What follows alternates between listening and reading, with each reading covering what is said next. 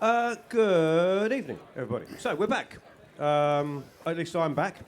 Cai is only just here. I'm back. You're back? Yeah, I've been here for a while. I'm back. He has been here for a while. That was his back, and now this is his front. My front. Thank you for being here. We're sorry we're a little bit late, so we'll crack on. But tell me, you're doing some grouse. It's grouse season, the Glorious 12th kind of season. Absolutely. So I'll do a bit of an introduction first. Please. So guys, first of all, thank you for coming. Thank you for staying here. We've got some delicious grouse coming up. A bit about myself. So my name is Cai Ap Bryn. I run a company called Game and Flames, and I'm here with a company called Eat Game. So they're here to promote eating of game, of sustainable, ethical, and so on. I'm here for 3 days. So today I'm going to be doing grouse. Now grouse is, I'm not even sure. Do you think grouse has been done at Meatopia before? I was thinking that, and I don't know. I don't think it has actually. I think this could be a first. Could be a first, think, yeah. Don't count your chickens on it, but I think this could be the grouse. first, or your grouse on it. Yeah. So I've got a really nice recipe to do today. Okay. With game or grouse, venison, pigeon, rabbit, anything else like that. It's very healthy, it's very lean, but it also lacks fat, okay? So this is why people say it's very good for you, it's good for cholesterol, it's good, it's good, great for protein and everything else. But it lacks fat, and specifically intermuscular fat. So that intermuscular fat is fat that's within the meat itself. So game like pigeon and grouse and pheasant and partridge, to be honest, all game, They need like different types of cooking than you would your conventional farm meats, like chicken or beef and all sorts, okay? So what I've done with this grouse today, which is a bit different to what I'd normally do, it is different if I was going to do chicken at home, is I've sous vide the grouse. So by sous videing the grouse, I've put it in a backpack bag, okay? I've put oil in it, I've put lemon, I've put garlic, I've put onion, put some rapeseed oil. And what it's done, I've sealed it, and I've cooked that at 65 degrees for a couple of hours, just to get it to a temperature. And then what I'm going to do is finish off by searing it. Now, guys, grouse is not like chicken in the fact that it needs to be cooked to like 75, 76 degrees, where you're absolutely, just making sure it's thoroughly cooked.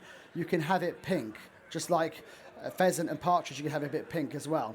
So there's no risk in that respect, as long as you cook the outside of it and and sort it out that way. So what we're going to do is I've had these cooked in the sous vide bag.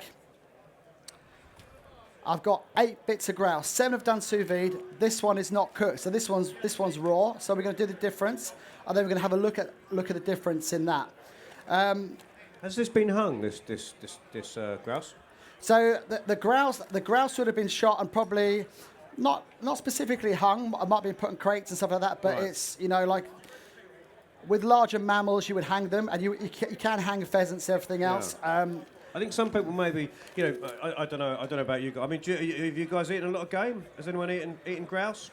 I mean, I think some people may be put off by the idea that you have to hang it and have it kind of absolutely crawling, which is just a preference, right? Well, if you think of days gone by, with game, when you didn't have any refrigeration, you didn't have any of that type of, to keep your game cool, even though a lot of it is in the winter months, people would hang it for a long time, and some people would prefer it when it got a bit more of a tangy flavour. Yeah.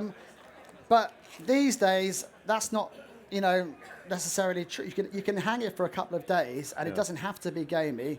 It can taste just like chicken, pretty much, to a degree. Yeah.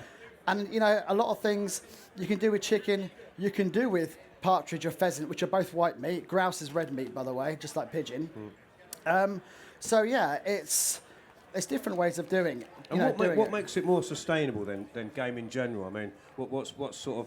I mean, obviously game's never farmed. It's not. I mean, I suppose that they're seeded or started off. But so with grouse specifically, it's a bit different with pheasant and partridge. Yeah. Because I mean, even though they are completely free range, they are bred and they're released into the wild, and they live a good life. They've got a chance of. But they have to be shot though. Do you have to shoot game? Is that part of the process? It's like nothing has to be shot. Right. It's just the fact is that to create a balance, okay, there can be too much of things. Just like venison, like being a game chef, venison is my main thing. So I love shoot venison, yeah. and it's absolutely delicious. Delicious. Look at that. So He's here all night. So it's it's great, but the problem is in this country, you got people say there's over 2 million deer. I reckon there's way over 2 million deer. You know, especially if you can start including Ireland now with the massive seeker populations and muntjac.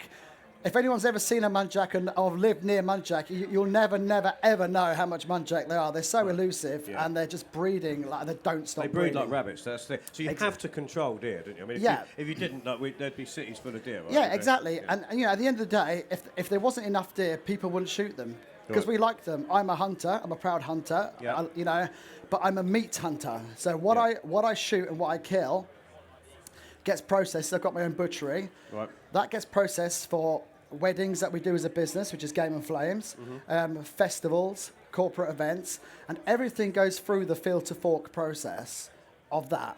So you're not throwing anything away. You're not shooting it for fun or because you know, like I'm a meat hunter, and if the particular farms that I manage, if there wasn't any deer on there and there's only 1 or 2 deer, I would leave them be. There's no point because it's about keeping everything in balance, and that's what it's all about. Same going back towards the grouse.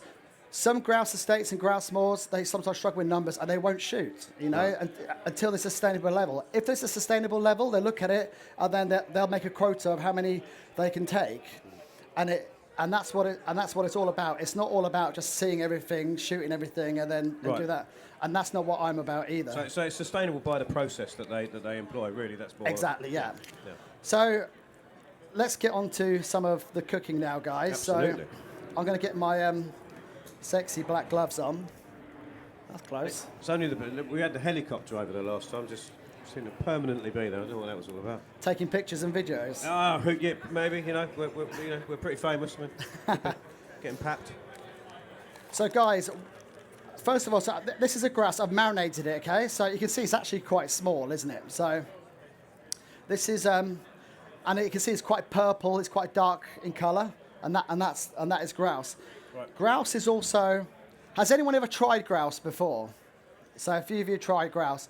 It's I think the word, I wouldn't use the word gamey, but it's wild. Right. It's rich. Yeah. It is rich. And you guys will taste some of that in a bit. I'm just going to get my knife.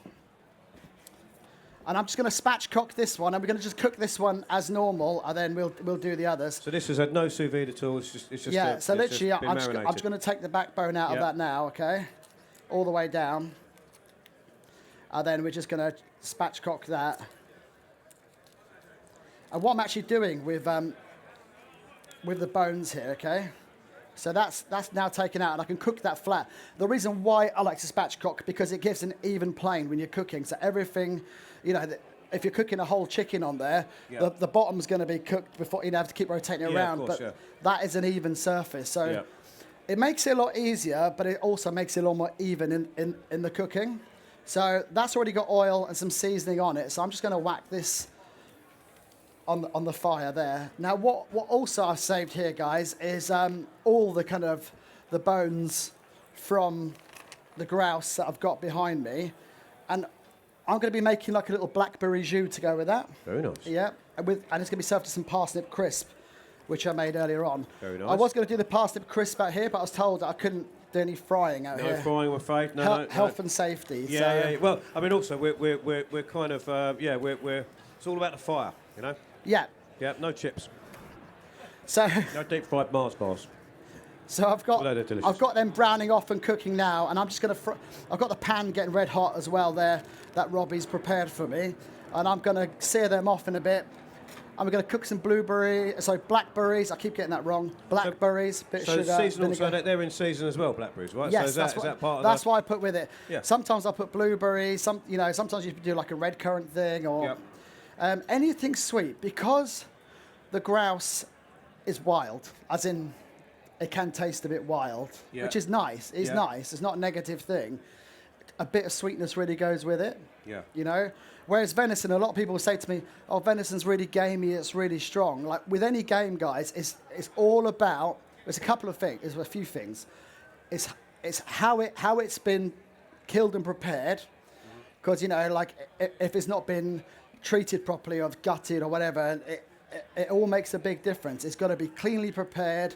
It's got to be well rested, and then the other thing with game is like you need to cook it properly. So, like I was saying to you earlier on, no intermuscular fat. So when I do cook this grouse, specifically the breasts, they will be cooked with just a little bit of pink in the middle, okay? The legs, I'm going to probably take the legs off when I rest the breast, and the legs will then cook for a little bit longer. Right.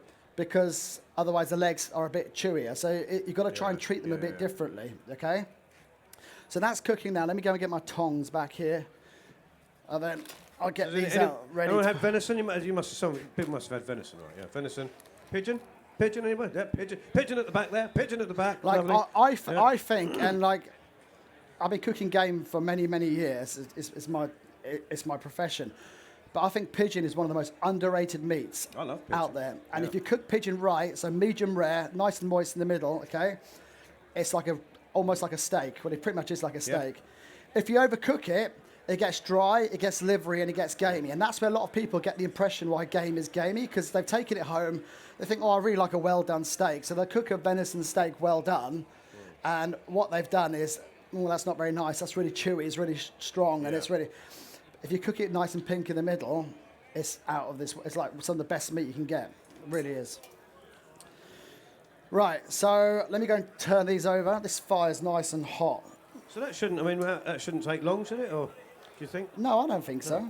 And so really, the advantage of the sous vide ones is I'm pointing somewhere there. The sous is just you can just do them much quicker. Yeah, exactly. That's all it is.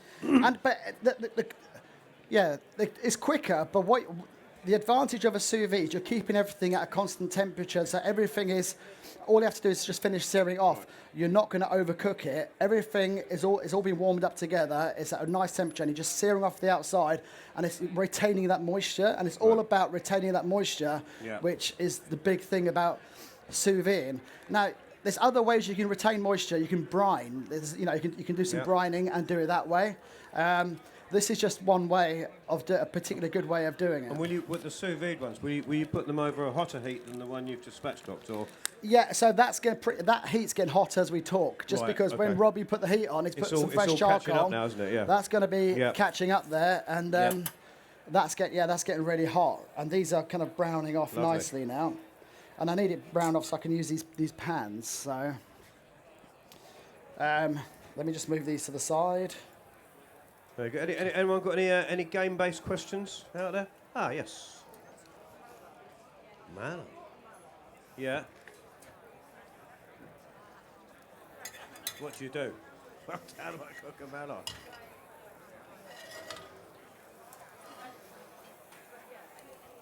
That's a good question. So mallard. So the lady bought a mallard. Alive or like? Okay, cool. It's just thought I'd check, because you never know. It's asleep at home now on the sofa. So you bought a mallard? And she never cooked it because she wasn't sure. Okay. Yeah. So this is quite an important question, because you can buy mallard, and it can be like a farm-raised mallard. It could be a mallard that's been shot. But a lot of the times on shoots, like pheasants, they're like fed in ponds, so they're not really that fishy. So they're fed on wheat and other things. Now, if they've shot on the on the shore or on the marshes, that's when it can, depending what they're eating, it can contain it. So it all depends on where it's from, really, and how it's been sourced. But with any duck, regardless. Like the duck breast, you want to be cooking it to this like medium rare. Like anything above that is going to dry out, it's going to get chewy. Same as venison, same as other meat. Keep that moisture in there. That's a great way of doing it. A nice like cherry or a plum sauce to go with that as well. Maybe a little bit of chili. Now I've done a lot of recipes for a magazine called Shooting Times, and one of the recipes I did do, where I did cook it low and slow, was actually confit it. So I put it in lots of fat. Okay, cooked it really, really slow with some thyme and salt and garlic. And then I took it out, because it's quite moist because you've confit it. And then I put some Chinese spice and just put it under the grill to get some colour. Then I shredded it and put some, plum sauce with the pancakes and stuff like that. That's really, really good as well. So that I can recommend that one. What did you do with the mallard that you didn't cook? Have you put it in the freezer? Right. Yeah. And now there's no more mallard.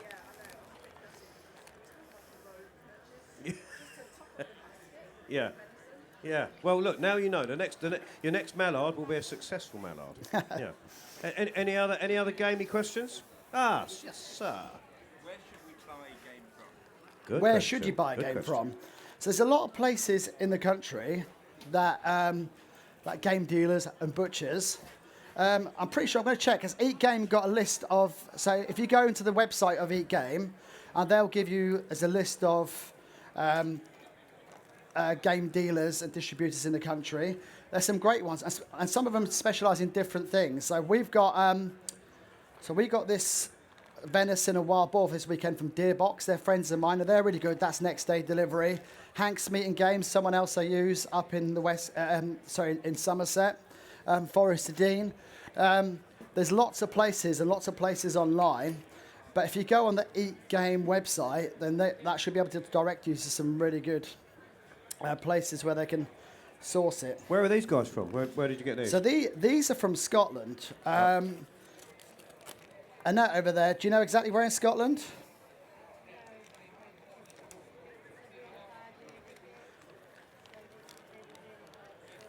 They were hard to source this year. It's a bad year for grouse. Is that weather or something, or right when the little chicks are growing, or right, okay.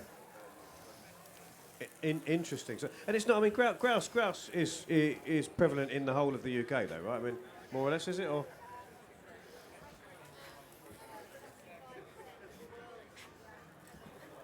Right.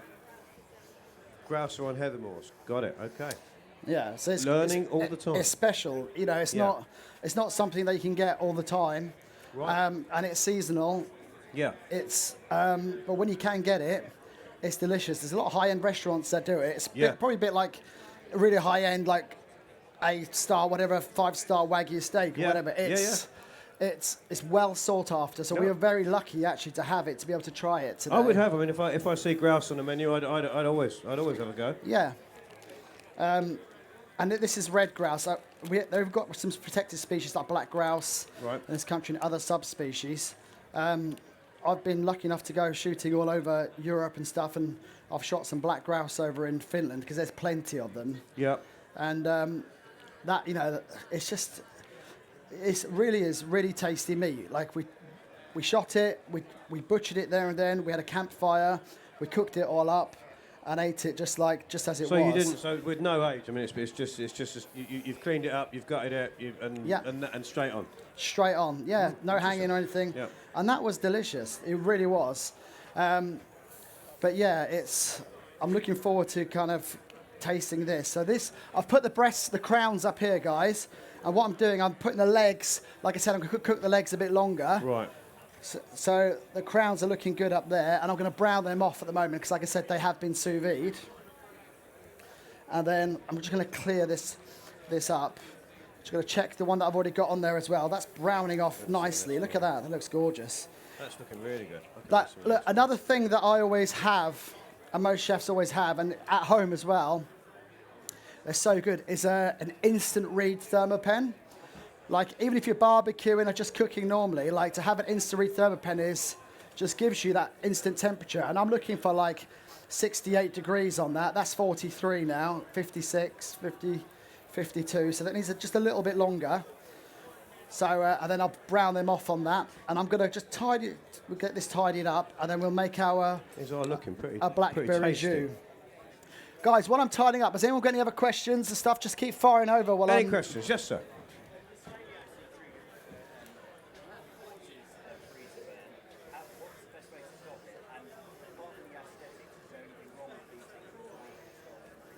Well, I mean, I can go a little bit on that. I mean, Kai, you might know more, but I mean, freezer, but I think is generally where you've not wrapped it properly, so you haven't protected it from. So, I mean, if I'm putting something in the freezer, I mean, vac packing is if you've got one is a great way to protect against that. But I think just wrapping up, maybe clinging and then going in a bag as well. I mean, I think some things freeze well, some things don't. I think things that have got a lot of fat in them tend to freeze quite well, and things that are so like slow cooking cuts, like sort of a roasting cut, would freeze quite well. Because actually, what happens is when you freeze them, when they defrost, the moisture kind of bursts. Because water expands when it defrosts, right? So it bursts some of the capillaries. So something like fillet steak, if you froze it, it might make it a bit mushy. But something like a roasting cut, it might actually make it just a bit softer.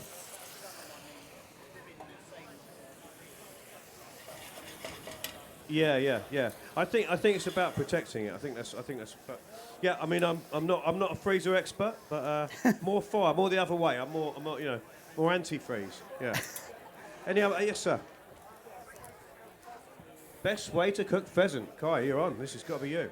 So who's this question for? Over there. Hi guys. So I've got a few ways favourite ways that I like to do pheasant, and it always goes back to trying to lock in that moisture, because pheasant could be if you overcook pheasant, if you try and cook it for the first time, you might find it's a little bit dry.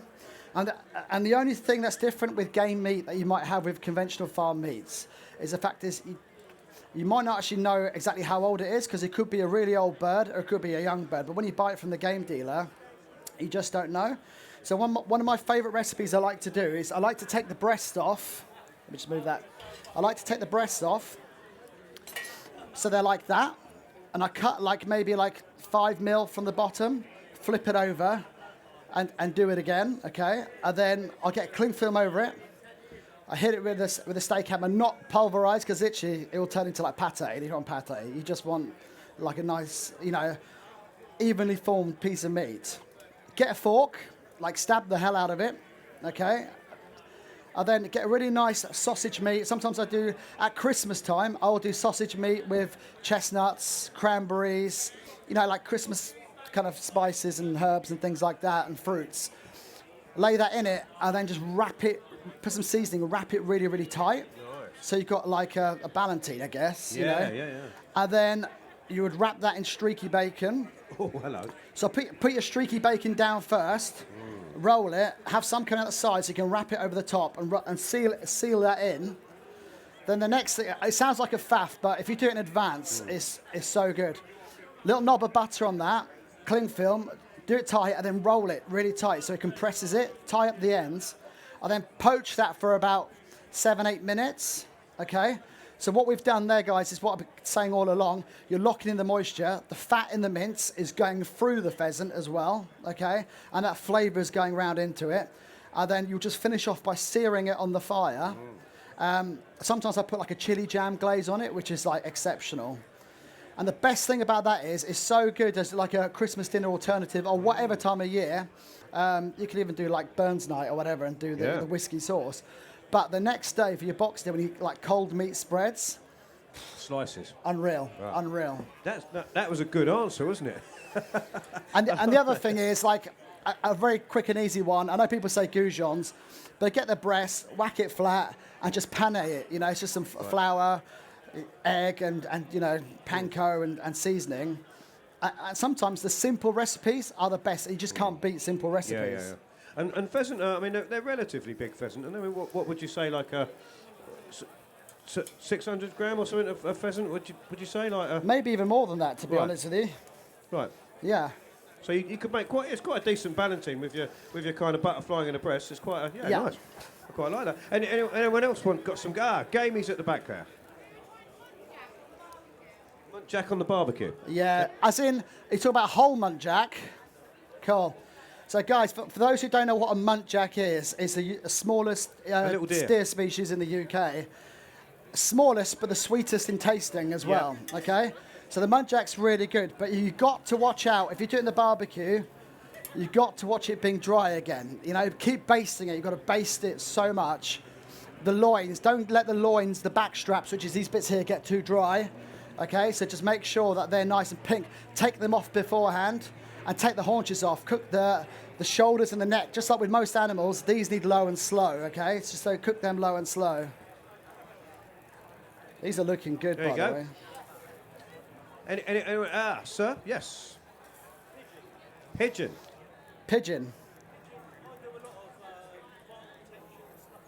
Yep, same. Whereabouts in the southeast? Oh yeah, I'm in East Sussex, so I'm not too far. And that's the criminal thing about it, because this is what I was saying earlier on, guys. Like, pigeon is one of the most underrated meats going.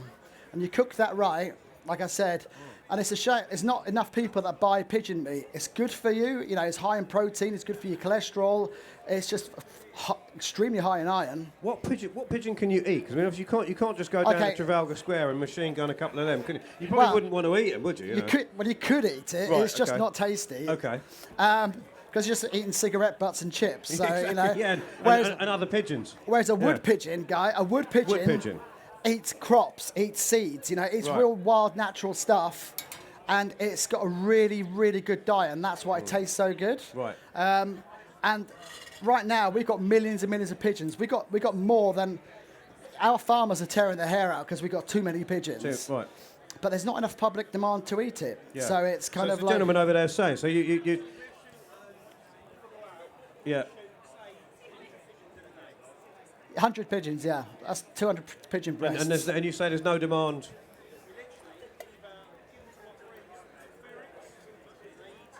Yeah.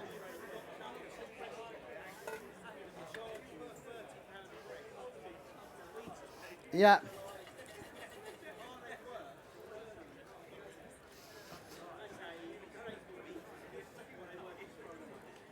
No, they're absolutely worth keeping. Never throw away meat, I would say. Look, that's the part of the job that Eat Game do, and myself and other people in the industry, is to promote the eating of game. Because, like yourself, it gets shot. It needs to be shot for crop protection, and people don't realise that it's unbelievably tasty. If you buy it from a game dealer, you can get a pigeon breast for 75p to a pound. I mean, you know, like we do as a business, so we do a lot of weddings, okay? And one of our staple canapes that we do real rustic canapes, is a wood pigeon popper. Wood pigeon popper, how's that work? It's exceptional. So there's different variations of it. The Americans like to have a whole jalapeno shell and they put the breast and wrap it in bacon, yeah? Who's that? You know. So we do it a little bit different, which is just as tasty. So, you know, like I said about the pheasant, where you cut it and you open up? Yeah. We just do it once. Butterfly it, hammer it, flat. Then what you do, salt and pepper, Philadelphia cream cheese. Okay. Finely chopped jalapenos. Yeah. Okay. Mix it in with some more black pepper. Yeah. Put it in, roll it tight, bacon, skewer it and stick it on the grill. So it's still a bit pink in the middle. It's amazing. And we slice it into freeze, and that's our canapes. Lovely. Pigeon poppers. So guys, quickly, sorry, I've got some blackberries in there now. I've got a little bit of game jus in there. Lovely. Blackberries are going to be cooking down in that. Just going to sprinkle a little bit of sugar in. And then a glug of vinegar, and I'm going to let that cook down. And then we'll taste that as we go along and see if there's any additions. This is the parsnip crisp, by the way, so it's kind of a traditional thing that you put with game, but it's really nice. So we'll put some of that on afterwards. So I take it everyone's up for trying a bit of grouse. Grouse in the house, right? Good. Grouse in the house. Good. So, son, how are you there? All right? Lovely. He's having a great time, Get on that isn't he? grouse, son. I can see why you're having a great time. I'll be joining you afterwards. It is a party. I've just got a little bit of. I use it. Bit of honey on the breasts. Don't say anything. I know what you're thinking. So what you got there? What you going on with? Just a bit of oil? No, a bit of honey. Oh, honey. Honey on the breast. Honey in the This breast, was us- right. Oh, okay. What did you think I meant? Well, I don't know. I mean, I was just, I was covering up. Right, your honey in your breasts. Nice. Yeah. So you just got a little bit of sugar, a little bit of sweetness, a little bit of caramelisation. It's going well. Are you then going to turn them and sort of toast the honey, they're or not is that just for the? Yeah, just they're not really. They're just keeping warm. Right, And okay. I'm, because everything else is cooked. Look at those. Look at the colour on those. Oh yeah. And I'm going to glaze them with honey as well. Yeah. In fact, Robbie, have we got any little bit of oil at all somewhere in the back there? Just a little bit of oil. Yeah, cheers, thank you. I've got a bit of olive oil here. Yeah, oh, cool. Yeah, that would do. I'm just going to try and add some into that, and onto the wings as well. Anyone got a grousey gamey question? Gamey, grousey question. Sir? Place that has an oddly large number of wild wallabies here in these islands. What is your view on? What, in the UK? It's the Isle of Man, but yeah. Isle of Man wild Yes, wallabies? yes, yeah. I only found this out last November. I've not lied to you yet. And so the point being is, what can you do? How best to cook a bit of wild wallaby? Blimey. Because they're an invasive species in the Isle of Man, not really anywhere else in the UK. I personally know people who do control some of them, but it's a sensitive subject over in the Isle of Man because a lot of people like them, and there's a lot of weird rules about what you can shoot on the Isle of Man, as I'm told, because I'm due to go actually out there at the end of this year. But because there's no large mammals, so when it comes to shooting, you have different calibers for different sizes of game, right? So, but for larger calibers, you can't have anything above like a 2.2 in the Isle of Man. So it's oddly regulated, and it's just going out of control at the moment. And I think it's one of those things. How we cook them? Can you eat a wallaby? I mean, is it? Yeah. It's not a native species, so you're allowed to shoot them. But what is it? A marsupial? I mean, what are these things? It's a big Yeah. mouse. So in terms of cooking, so the main thing is going to be the legs, right? The haunches, because and it go like I keep saying all along, like with the legs and the haunches, don't overcook it. Like pink, what I'd say 54 degrees. Pull that off at 54 degrees. That'll be great. Like do it that way, and then you can barbecue it. But get one of these. Put something sweet with it because it can have a bit. After it's bit dead, gamey. don't do one of them. Yeah. While it's alive. Yeah, Stop yeah. poking the leg. Yeah, just do the haunches. You can butterfly them, debone them, butterfly them, okay? They'll have some back straps. I mean, it's like T-Rex arms, so you're not really going to get much out of that. But yeah, like a big rabbit. Rabbit yeah. more than a mouse, of course. And just low and slow the rest of it. But like the main thing is going to be your legs and your haunches with that. And then the loins, I would suggest, because they're not massive, but like cube them up and do like kebab. So marinate them, skewer them, nice and pink in the middle. That'll be exceptional. Wallaby kebabs, you heard it here first. Yeah. How did they get? Did someone just sort of throw some wallabies away in the Isle of Man? And they. There was a storm in 1977 that broke open the fences of the wildlife park. Right. About 3 dozen that initially, Escaped. and now there's hundreds of them. And they breed like rabbits. Wow. Well, there you go. There you go, folks. Wallaby kebabs on the Isle of Man. You should start up a company, the Isle of Man Wallaby Kebab Company. It's probably quite sustainable as well, isn't it? I mean, you've got loads of them. They need culling. Very good. Nothing. How big is a wallaby? Are you sort of yay high or? No, it's like up to your thigh. Thigh height wallaby. Yeah. Any other questions on game or wallabies or any other things? kangaroos? Boxing? Any? Sir? Probably won't remember by tomorrow morning. Good point. Well, I mean, you can probably. Is there anything on Eat Game? I mean, do they have a Recipes and Eat Game? Yeah, there's recipes. If you look at the internet, look up Eat Game. There's plenty on there. do you think anything that you've spoken about today might a lot of the stuff that I've done as well. So my name's Cai Ap Bryn. Like if you Google me, I've got a load of recipes that come up on Shooting Times. Well, I've done like 4 years worth of game recipes. YouTube channel, I've got a load of recipes where I've been out hunting and cooking on Field Sports Channel TV. So that's another thing that I do, is appear on Europe's biggest hunting channel. Right. As a game chef. So I hunt all over Europe and then I cook what I shoot. So Excellent. this is really good. Cai Ap Bryn. So it's on the. If you look on the sign on your way out, it's on there. I think it's that's under Eat Game. So that my name's not on there. Oh, okay. But like It's CAI space AP space BRYN. There's a question over there. And that's your company is Game and Game Flames. Question, sir. How much? No, pigeon that was. 75p. Must be having a laugh. How much would a grouse be if you were to buy a? Right, it changes. So it changes, Yeah. okay? So depending who you go to as well, you can pick up a brace for 10 quid, you can pick up a brace for 20 quid. Right, okay. I mean, like, yeah, a grouse for 20 quid, sorry. So yeah, a little It's bit more than expensive. 75p, about 20 quid. Anyone else got a grousey, wallaby, gamey, kangaroo question? Sir,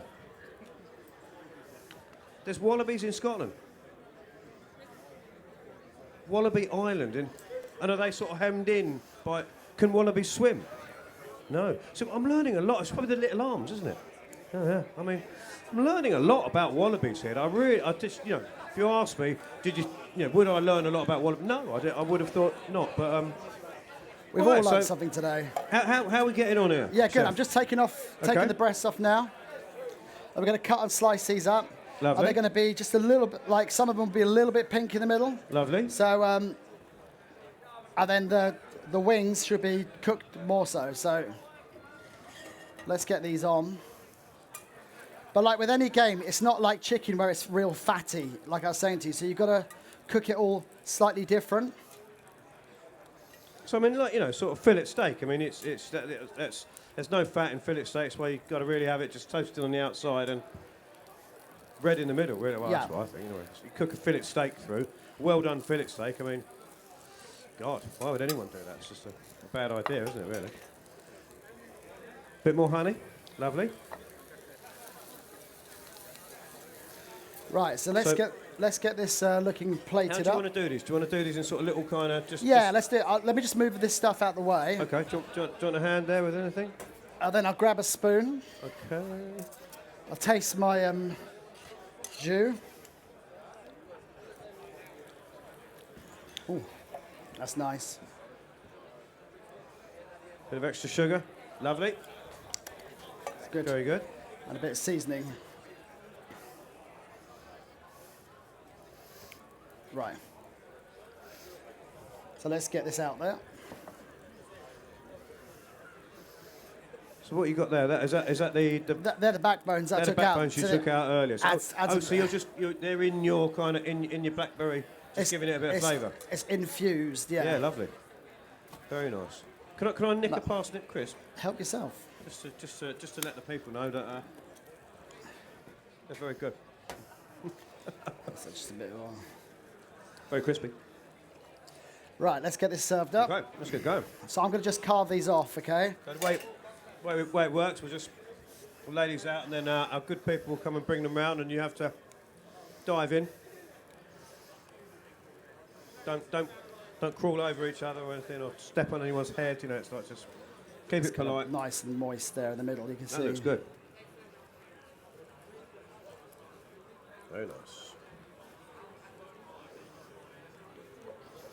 So I just do loads of little bits where people can taste some. Can I just again, just for scientific reasons? I think you should try it. Yeah, just to let people know.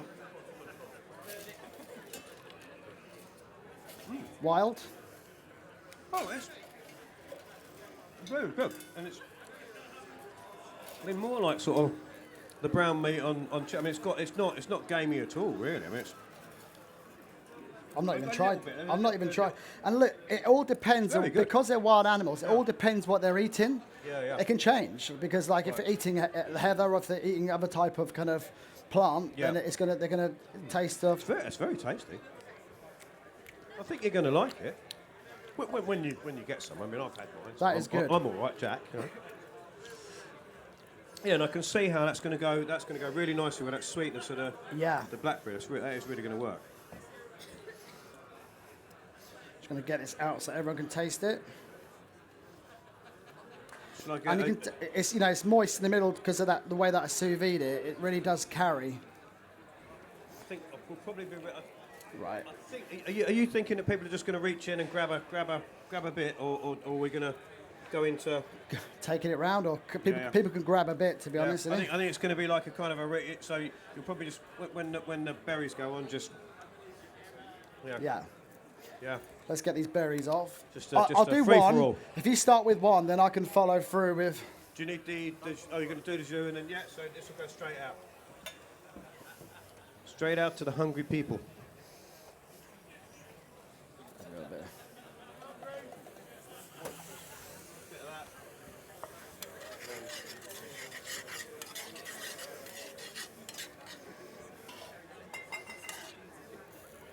Looks very good with the berries on. Very nice. I'm going to pick some myself, actually.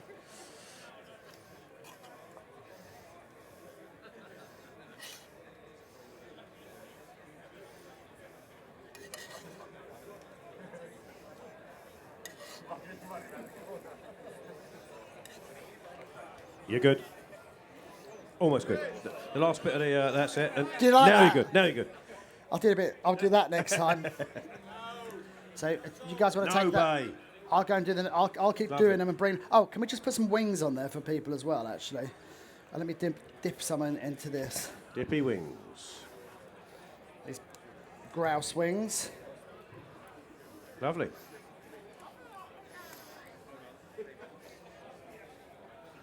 There we go. Grouse is in the house. Right, I'll keep going with this. Are you surprised by the taste of that then? Oh, well, yeah, I mean, I think when I think grouse I've had before, it's probably been hung more, or as you say, that maybe the diet's been different. It's had a much sort of stronger flavour, and that's really quite delicate. It's like it's got a little bit of that sort of almost sort of livery kind of background, but very good. I mean, yeah.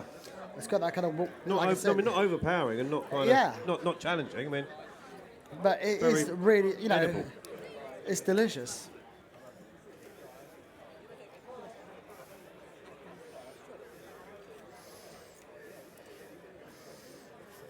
How's that, guys? Who's had some now? What's that? It has got a little bit of a liver background taste. Yeah, yeah.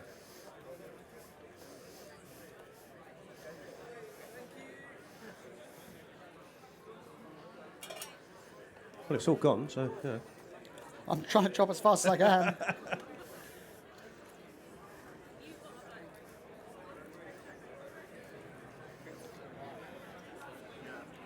Very good. There we go. What do you reckon, sir? How's that? That's what I was saying. Yeah, the grouse I've had before must have been hung longer or eaten had a different diet, but it's just very A lot of it is to do with their diet and what they're eating at the time. not challenging. Yeah, and like if you do really overcook it, it dries out. It'll be stronger. So I've just got some more of these over here.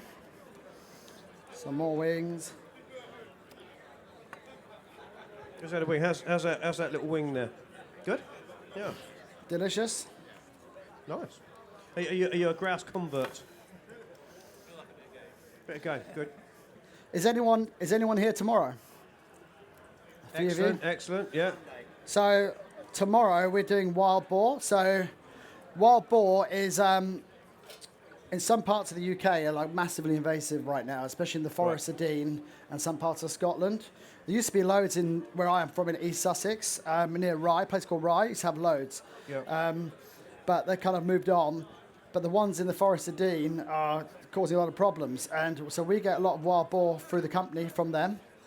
And so tomorrow we're going to do like an Asian-inspired kind of like a loin of boar, cooked in some pineapple and some soy and some ginger and some spices, and then we're going to put that in a brioche with an Asian slaw, and that's going to be really good. So and you can have wild boar. You can have that to medium as well, can you? Yeah. So with wild boar, which I'll talk more about it tomorrow, but it has to go through a thing called a trichinella testing. So, and in fact, is that because they'll it's eat any because they eat other animals and stuff like that. Yeah. So it's not just wild boar. It's normal. It's livestock. It's pigs. Wild pigs will. I mean, a cow won't eat a rat, will it? But I mean, I guess a pig will. Yeah. I mean, I don't know. I think some cows might. They're a bit funny, but like things like, believe it or not, black bear, seals, loads of animals like that. They have Yeah. to, but we've never had a positive trichinella test in, Right. I don't even know when, in years and years and years. So, but we still have to do it as part of the process. Yeah. So- I had in Finland. I had bear, Yeah. and that has to go through that same test because a bear will basically eat anything that's not as hard as it, which is everything. So if it sees something it likes, it'll It'll eat have it.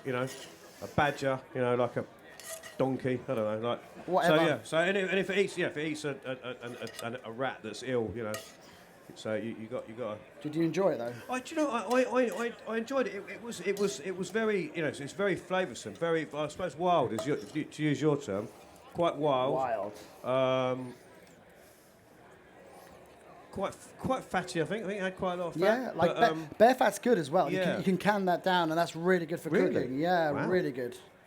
Just like beef fat. it was quite. It was strongly flavoured. I mean, it was something I probably wouldn't. I wouldn't rush out to buy a bit of bear again. But I mean, yeah. I think you've got to try these things for sure. Next I one. prefer grouse if I'm honest. And wallaby probably. There we go. Deep fried wallaby. Actually, I don't fry it. It's all live fire. No deep frying. No deep frying. Here we go. Look, they're in again. Gannets. Yep, it's popular.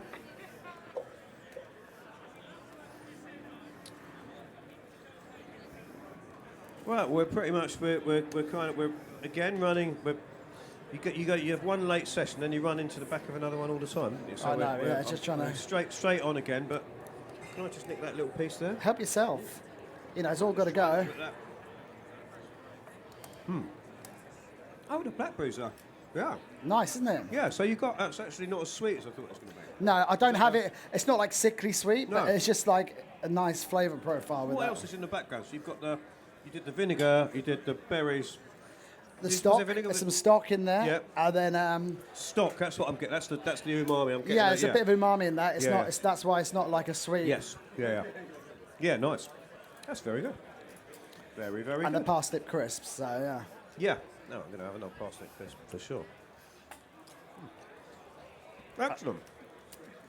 And that's that This is the non-sous vide one we did earlier on. Oh yes, the butterfly. So Be interesting. it's still nice, but it's not as moist, but it's Yeah. extremely tasty still. So So that's been on there. Well, 45 minutes, I suppose, is it? yeah, no, I took that off. Oh, So you I moved browned it. I cooked it till about till it got to about like 65, and I Yeah. took that off, and that's it there. So delicious, and that's it. So Very nice. guys, thank you so much for Thank you, Chef. stopping by and watching us. I've really enjoyed your company. So this has been Cai Ap Bryn. So you're on Game and Flames. We're here with Eat Game, That's who it. have helped us with the produce, and that's it. Yeah, the next one up's going to be Tim Hayward. Thank you very much. Thanks, Thank you, guys. Chef. Very tasty. Grouse is now